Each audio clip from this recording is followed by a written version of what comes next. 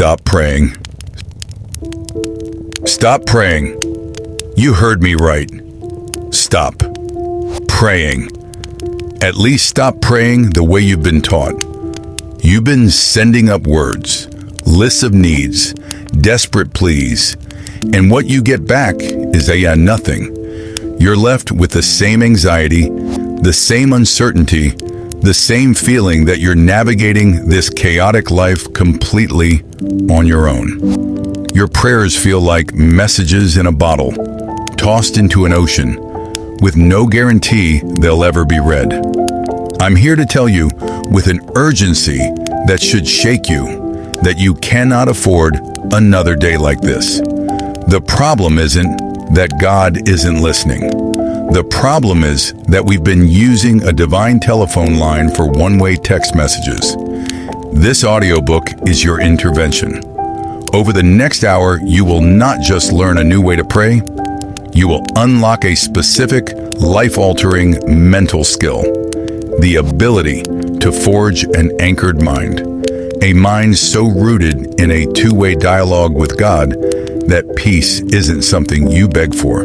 It's the very atmosphere you breathe. Forget everything you think you know. The wish lists, the empty rituals, the guilt-driven whispers. Your revolution from monologue to divine dialogue starts right now. The diagnosis, why the line to heaven feels dead. Before we can build, we must demolish. We have to understand why our current prayer lives feel so powerless. Most of us fall into one of three traps, turning our prayer life into a source of frustration instead of power.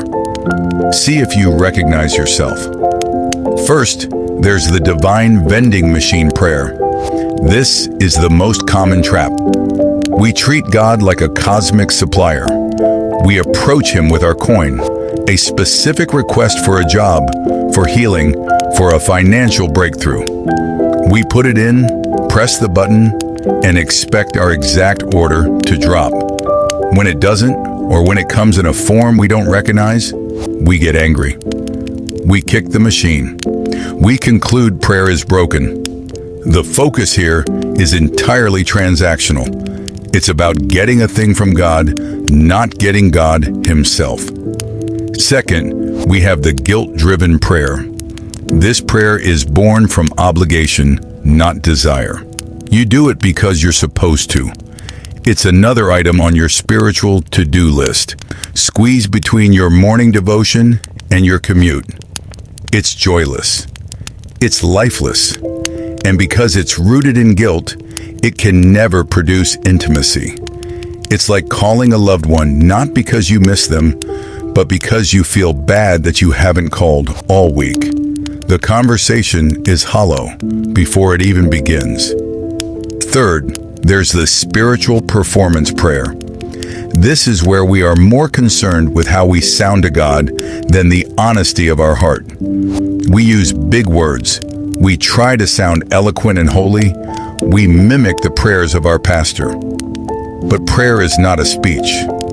Jesus had harsh words for those who prayed beautiful, loud prayers in public, but whose hearts were far from God. He pointed to the broken man who could only whisper, "God, have mercy on me," as the one who truly connected with heaven. The common thread? All these methods are about us. Our needs, our guilt, our performance. They are fundamentally selfish. The revolutionary truth that will change everything for you is this. Prayer was never designed to be a tool for us to get our way. It was designed to be the path by which we align ourselves with God's way. The goal is not collection, it is connection. Until you make that mental shift, you will always be talking to the ceiling. The moment you do, the ceiling shatters, and you find yourself in a throne room. The blueprint for dialogue, the POWER framework. So how do we make this revolutionary shift from monologue to dialogue? We need a blueprint, a practical, memorable framework you can implement the second this audiobook is finished. I call it the POWER framework. P stands for pause and praise. Your prayer cannot begin with your problems. I repeat, it cannot begin with your problems. If it does, your problems remain the center of your universe. You must begin by making God the center. Before you speak a single request, you must intentionally pause the frantic noise of your life and praise God for who He is. This is more than just saying thank you. This is adoration. It is declaring truth. God, you are sovereign. You are all-powerful. You are the God who spoke galaxies into existence. The God who is faithful to 1,000 generations.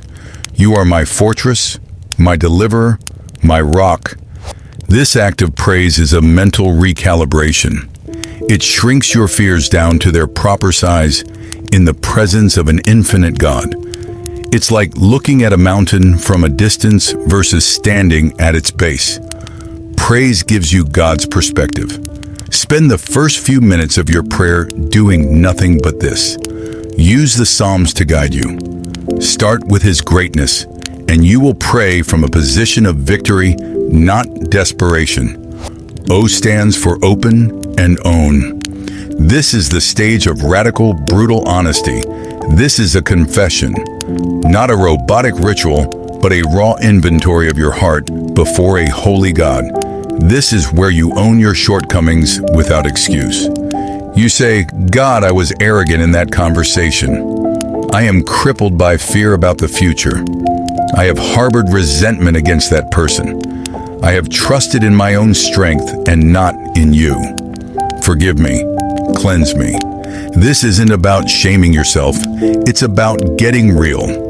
Vulnerability is the access point to intimacy.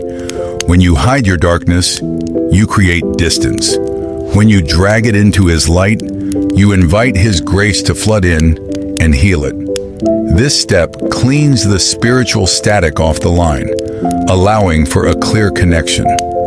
W stands for welcome His word. This is the absolute game changer. This is how prayer becomes a two-way street. The number one reason people feel God is silent is because they never stop talking long enough to listen. And the primary way God speaks today is through His written word. After you have praised Him and opened your heart, stop.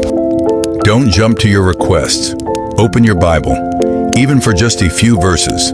Read a psalm, a paragraph from Paul's letters. And as you read, ask one simple question. God, what are you saying to me in this? Sit in silence for a minute. Let the words sink in. Maybe you're reading, "Be still and know that I am God."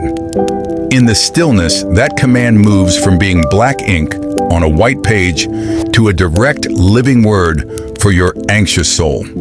He is speaking directly to your frantic energy.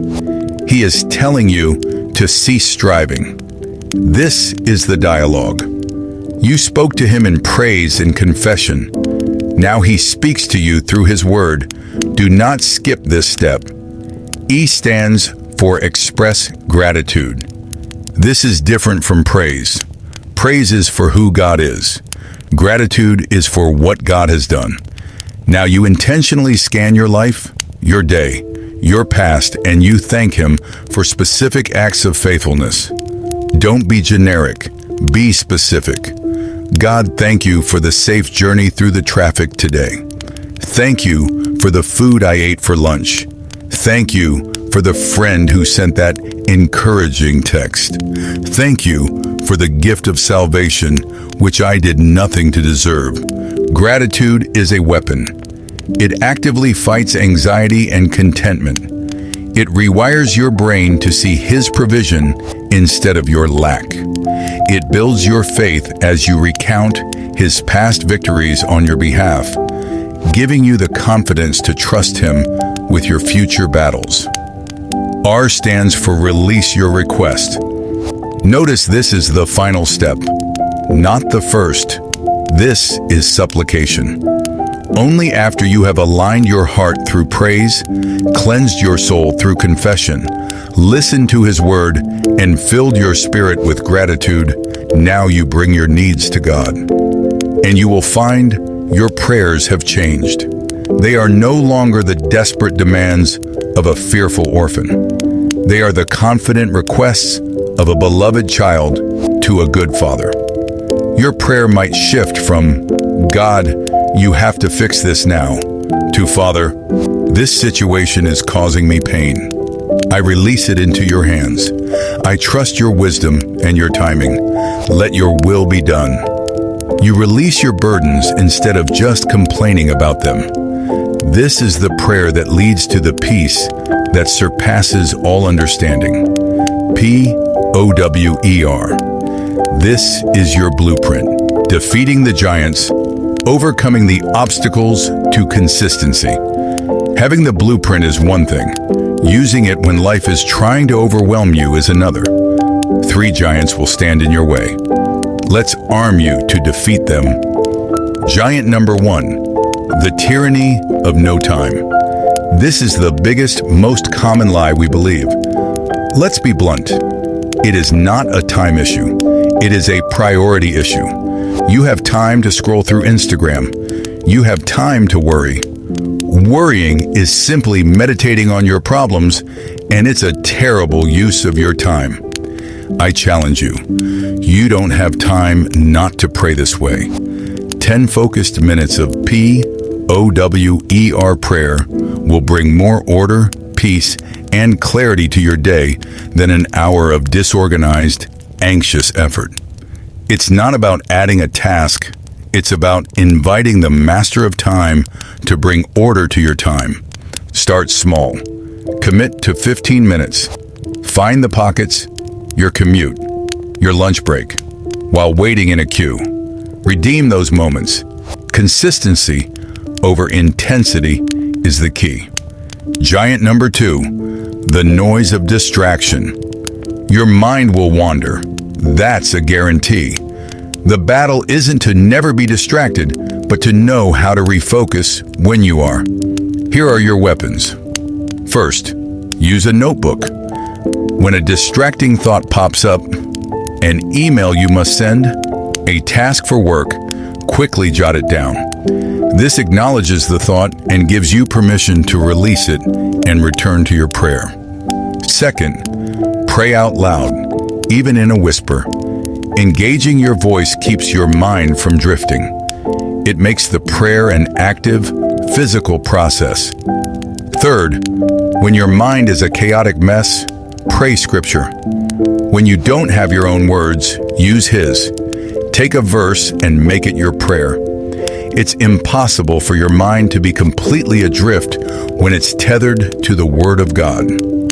Giant number 3, the pain of silence.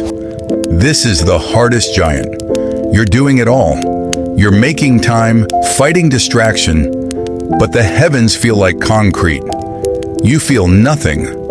This is where your faith moves from being a feeling to a conviction. Feelings are fleeting. God's promises are eternal. Your consistency during seasons of silence is what grows the deepest spiritual roots. Anyone can praise God on the mountaintop. True character is forged in the valley when you choose to praise Him anyway. When God feels silent, trust His character, not your emotions. Remember that a teacher is always silent during the exam. Keep showing up. Keep practicing the POWER framework. Your persistence in the silence is the loudest declaration of your faith. The aftermath, living with an anchored mind. Let's fast forward. Imagine you've been practicing this for a few months. What has changed? What does this anchored mind actually look like in the real world? You get an unexpected bill that would have sent you into a panic before. Now, while the concern is still there, your first instinct is not fear. Your first instinct is, God, you are my provider. I release this into your hands. Your mind is anchored.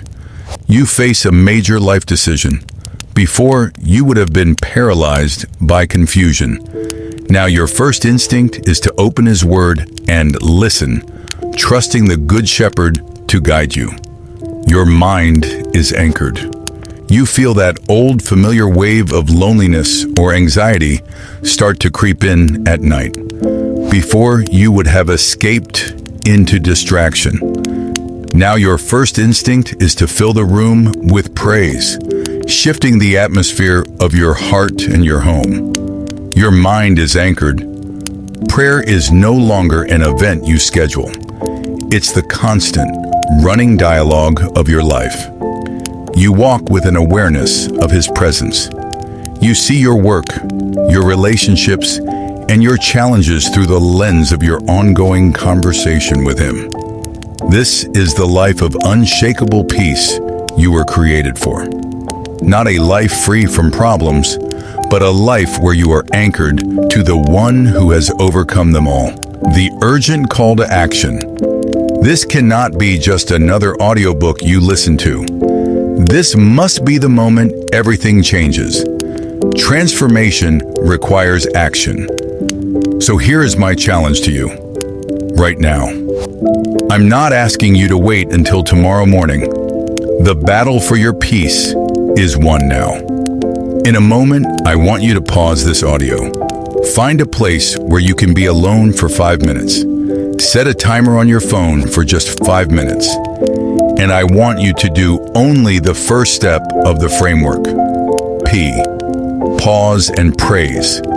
For 5 minutes, do not ask for a single thing. Do not list your problems. Simply praise God for who He is. Use the Psalms if you need to. Speak His goodness, His power, His faithfulness out loud. Start your revolution, not tomorrow.